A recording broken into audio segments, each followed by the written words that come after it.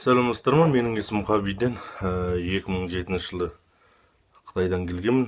Осында Астана қаласында университетті ауысып, қызметке жұмысқа орналастым. Бәрі өзімнің қызметімде қазақ тілінде нанымды тауып жеп жүрмін. Бірақ өзім қызметімде.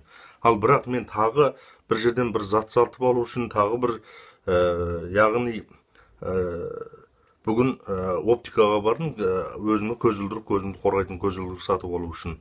Маған қазақ тілінде қызмет көрсетпейді. Бұл қандай мемлекеттен осыны мен күтемін.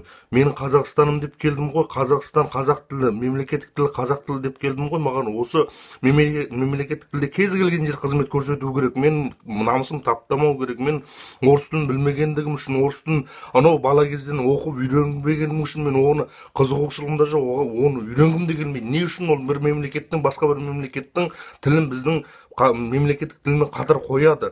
Не үшін одан тіпті биік қояды? Не үшін мемлекеттік тілде бізге қызмет көрсетпейді? Түсінбейміз орысша. Қазақша айтып беріңізші бізге барлығын. Мен мына жерде сіз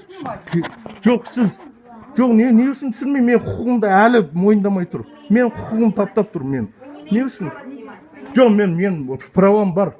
Мен правам бар, мен правам бар. Мен оны менің заңгерім айтқан. Жоқ, мен оны шешуім керек бұнан кәдімгідей. Өйткені мен кешірімде сұрап тұрған жоқ менен. Менен осы жоқ, мен кет дегенің үшін сұрау керек. Мен кет деп айт. Жоқ, мен сіз түсінбеймін. Жоқ, айт түсіндіріңізші. Айт түсіндір, орысша.